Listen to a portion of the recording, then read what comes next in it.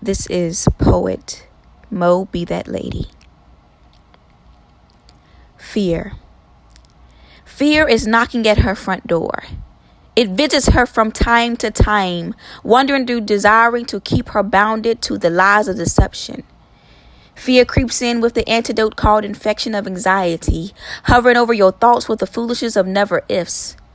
But in the midst of frequent visits, there is something much more powerful, mysteriously, lyrically, strategically indescribable that I, not even you, can enhance. Strength comes to help, but we refuse, so we get reconnected to that fear we call friend, that anxiety we're subjected to, that mind that's not stable and without power of what? Of that we fail. But the woman who is transformed by his glory, we shall fear nothing. Anxiety no longer gives me shakes in the night, leaving residue of stress with the reminder of the hiccups of life. Anxiety gives you the idea of not good enough, out of luck, distraught to the lies of deception, leaving you with the scars of deep cutting, roots of broken blood vessels. But thank goodness, the woman that you see, the woman that is I, the woman that is I am, have found the one who called out that true vessel of light to cast out fear, like love cast out fear. Fear no longer has a hold on me. Fear no longer has a desire to trample my thoughts, my life. Anxiety has no power to strangle me. No longer will I be subjected to fear and anxiety, having the low pumps of antidote pumping through my veins with the incarceration of giving up.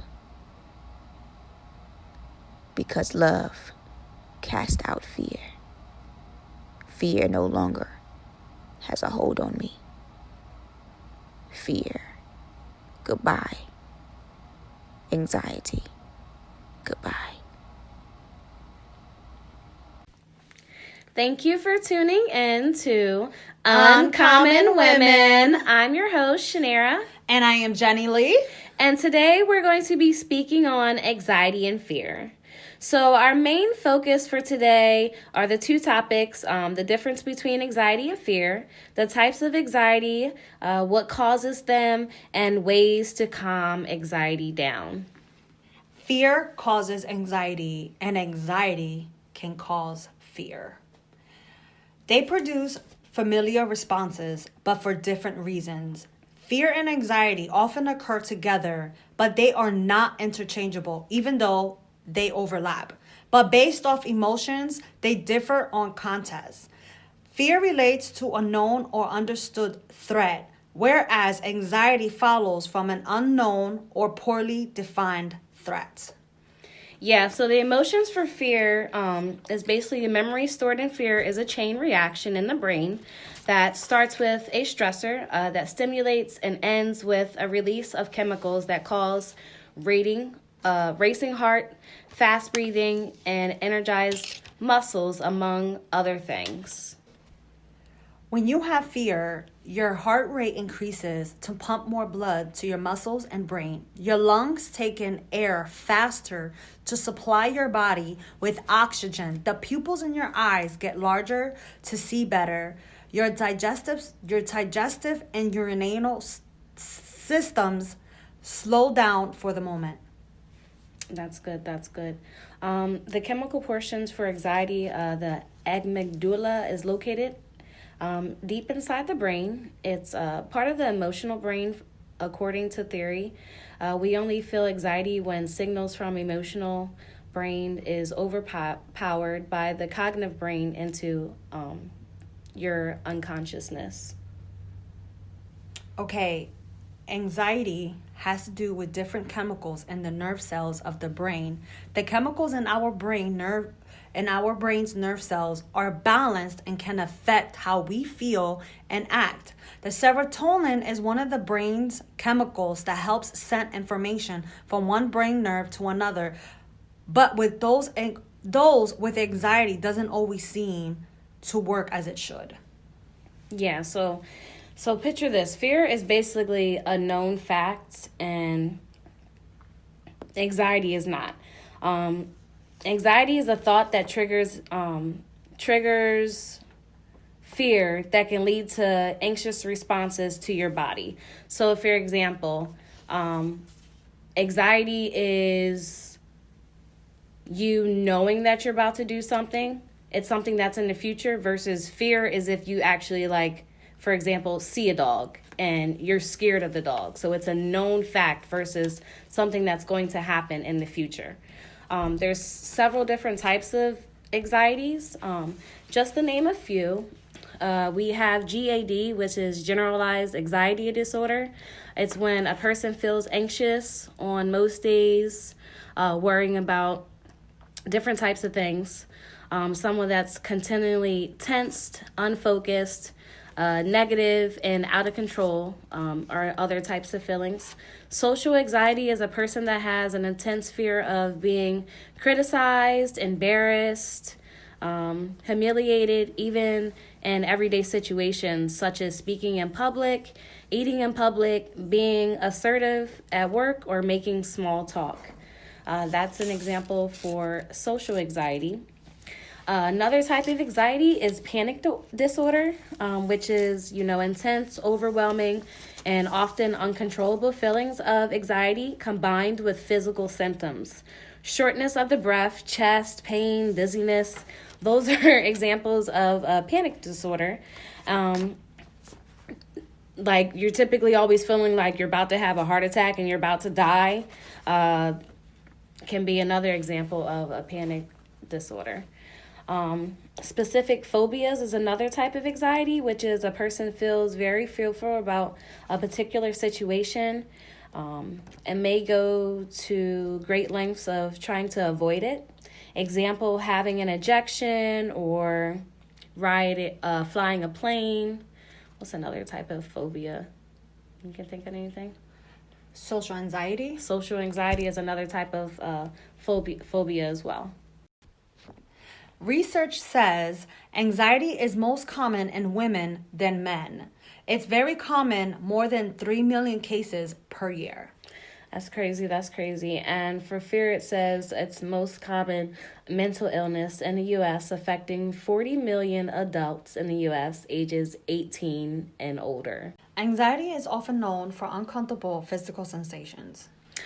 Studies do show, though, that anxiety disorder appears to run in families. However, as with most mental illnesses, researchers believe anxiety is caused by more than just genetics. Anxiety disorders likely develop from a complex set of risk factors, including brain, chemistry, personality, and life events. Most common are headaches, muscle pain and tension, sleep disturbance, tightness felt throughout the body, head, neck, jaw, and face, and chest pain, ringing in the ear or pulsing in the ears, excessive sweating, shaking, trembling, cold chills, hot flashes, numbness or tingling, panic attacks, upset stomach, shortness of breath, feeling like you're going insane, and dizziness. Yeah, so there's a lot of things that could actually cause anxiety.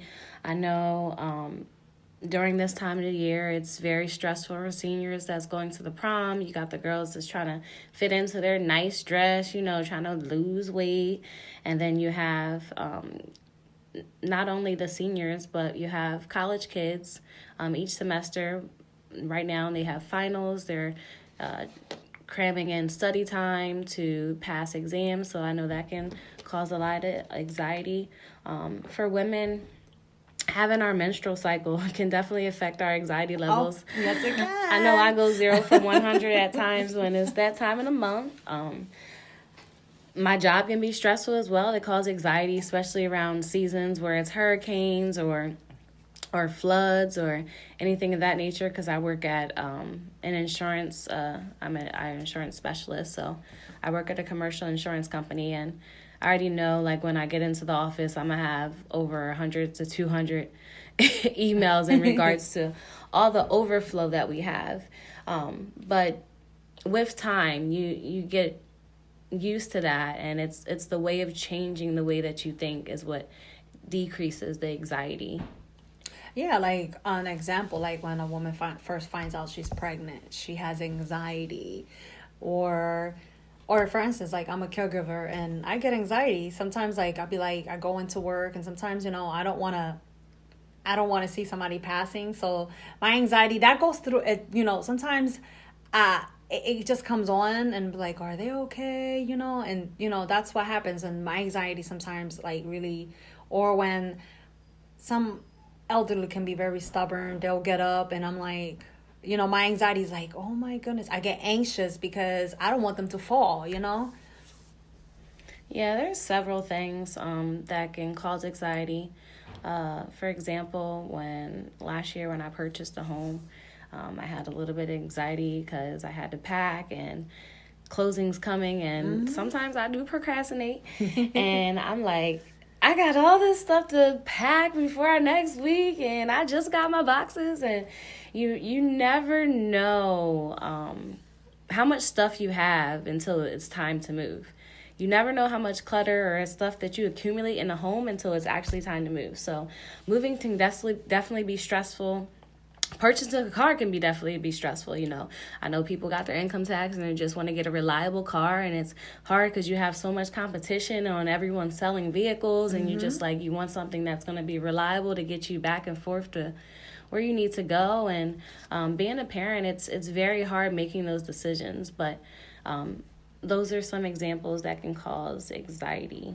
Yeah, and I agree. It's the same thing like if you lose a job, and that's also a stressor. Support the habit, right? Yeah, you got to support the family. Yeah, and that can definitely cause an anxiety in someone, because sometimes we don't want to think about certain things, what's happening in our lives, and like you said earlier, Shanera, like it can happen in our surroundings and in the environment, in every part of our lives. Oh, I know another point. Some people may not think about it, but people that live on the East Coast, when winter comes around and kids ain't got school, the first thing you're thinking about can increase your anxiety is, well, if they don't have school or they got a 2-hour delay, who's going to watch the kids? I got to go to work, And I experienced that as being a single mother, Sometimes you don't have the privilege of being able to have that help when the kids don't have school. And those are trigger points for women that we experience as being women, being moms, being single parents, that just hit us faster than we can actually think about, I'm trying to think, is there anything else that I can think about that can cause anxiety? How about you? Well, like you said, the wintertime, trying to get to work. Yes, shoveling, trying to get to work, trying to get to work, because, if we don't get to work, we don't get our chicken. We don't make it on time, we're getting in trouble, or we're getting fired, and, everybody has to work, and the weather sometimes gives us anxiety because we don't know what's going to happen, even out there on the roads as well. It's unexpected. Fear. As far as fear, I know some people have social anxiety and can be fearful of speaking in public. Sometimes I do. I choke at times when I'm like, I got everything all planned out in my head, and then when I go to the stage, I'm like, wait, what was that? What was I going to say? Like, you just go blank because you're so fearful of the future rather than just focusing on the now. Or fear is when you're somebody's sticking you up, And I ain't got stuck up, thank God. By the blood of Jesus, I have not been robbed. But that definitely can be fearful if you don't like dogs and you see a dog with no leash coming at you, you definitely could be fearful of that. Animals, any types of creatures. I don't like spiders, so I'm kind of scared. Or just even walking down a dark street. Right. That you can, and then, I believe me, I don't like walking at night. I really don't, because you never know. So it's like, I had to have my guard. So when you put that guard up like that, that's when you put your guard up like that, and that's that fear be creeping in on you sometimes, and it's not like that you want to, and you're trying not to like really like, oh, okay, I'm gonna walk, I'm fine, but that fear be creeping in. So yeah. Yeah, because studies also suggest that a person's environment can cause anxiety, and in some cases may trigger anxiety disorders by themselves. Long-term stress, like one would experience in an unhealthy relationship or at a particular stressful job, can lead to anxiety disorders as well.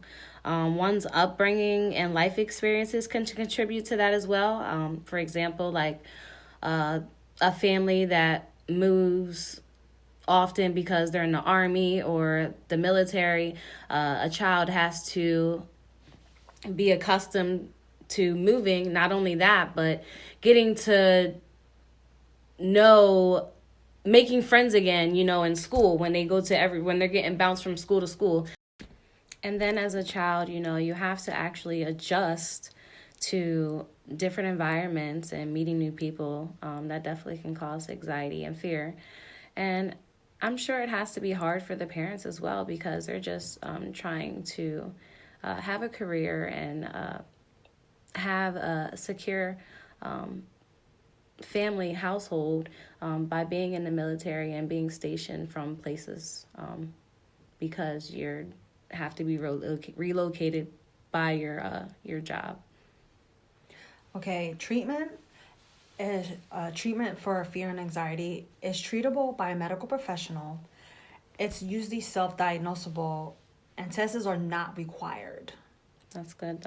And fear, definitely you got to get into a pattern of rethinking your focuses and training your brain to come more rational with the way of how you look at things, to eliminate your anxious thoughts and the anxiety that may be trying to trigger something else in your brain.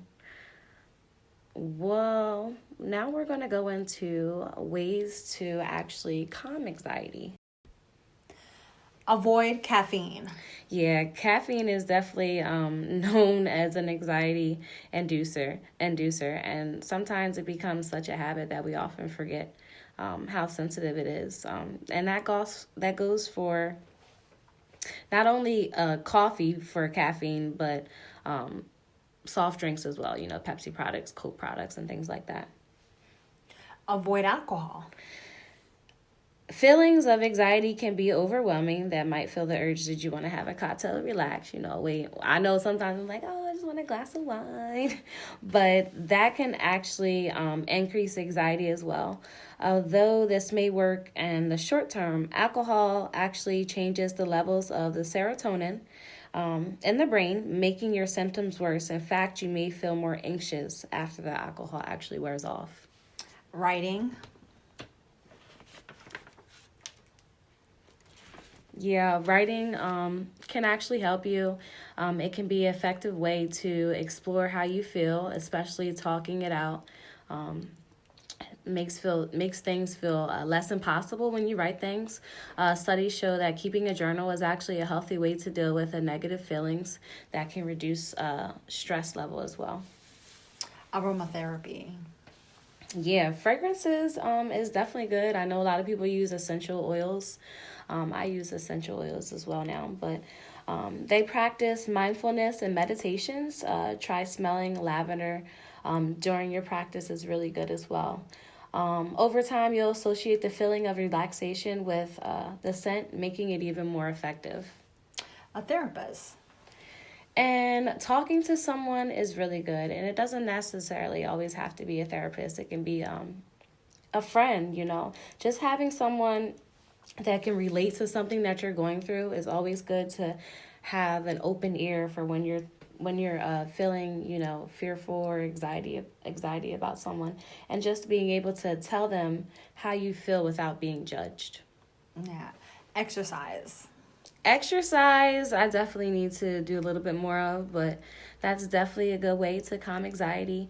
Even if it's just taking a walk, help you use the extra adrenaline to just see the outdoors and explore what the outside is like. Walking outside is fresh air and can also improve your well-being. It's actually found that people who took a walk in a wooded area that's actually from the city is actually a lower production of stress hormones that can lead to less, how do I say this, that can lead to less stressors in your brain cells for anxiety. Dehydration. Yeah, drinking water is very important. You may not realize it, but not drinking enough water can make you have anxiety symptoms and actually can increase anxiety. Dehydration can actually cause heart palpitations that can lead to feelings of panic, which may trigger an anxiety attack. And also social media. Yeah, don't be afraid to turn off your phone. Being constantly plugged into the modern day curse that we all need to do is actually learn how to turn off our phones. Mm-hmm. It gives us a chance to actually just spend time with yourself, Yes, I agree. Love yourself. Do something for yourself. Don't be so plugged into what everybody else is doing. Take the time to spend time with yourself. Spend time with your kids. Spend time with your family. We live in a society where everything is based off of the internet and social media. And sometimes we just need to shut all that off and turn it off and just enjoy life. Mm-hmm. Relaxation. So I think another way of relaxing besides turning your phone off and writing and doing walks like we talked about is taking a bath. It says that taking a bath is actually good for encouraging and also meditation because it's internal and it's distraction from TV. A lot of people want to see, the next reality show or what's going on CNN. And sometimes you just need to get away from not only your phone, but the TV as well. So taking a bath is another way of calming anxiety. Yes, I agree. So controlling anxiety definitely takes time. There's no quick fix for anxiety, and it may often feel like an uphill struggle. But by gaining awareness of what causes your symptoms and getting help from your doctor, if you don't have a doctor, a therapist, or some friends, you can actually manage the symptoms. You may find some of these hacks work for you straight away from others, and you may have no effect at all, but it's important to actually take a step and try doing some of the steps that we talked about. Giving it into feelings of anxiety by retreating from the world only serve to make my life more difficult in the long run. Continue to search for solutions that work for me has been the key for my recovery of anxiety, and I hope it's definitely a key in anxiety for everyone else. Mm-hmm. Practice and habits are the weapon to fear. So, and I think that, I think that's a helpful is just to keep practicing and use the habits on a daily, not just when you have the anxiety, but to use it on a regular, every day. And then not only that, fear is not of God. Fear is a demonic spirit. So, not even including in that, to a habit, you can also use prayer. That helps also as a meditation. Yeah, I know definitely prayer is one of something very important in my life, and I know it helps me as far as anxiety or any situation actually. Yep. But it definitely brings peace upon my life, upon my surroundings, upon a lot of things that I go through. Prayer definitely decreases the anxiety or fear of anything that's came in my life and is trying to distract me from the things that I like to do, So thank you for tuning in to our episode. I hope you enjoyed it. I hope you got some good tools out of it. Be sure to follow us on Instagram. We are located under Uncommon 3 Women. And Facebook, we are under Uncommon Women. like, share, and comment.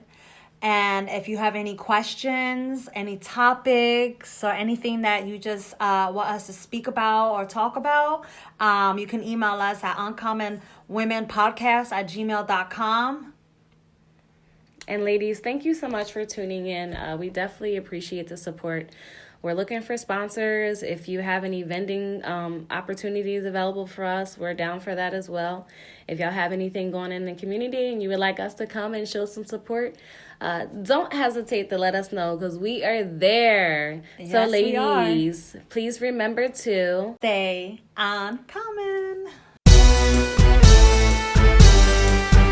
Full of power, you're full of glory. Don't be afraid to share your story. You're a daughter of a king. Don't you know you're royalty? So take back all that you left.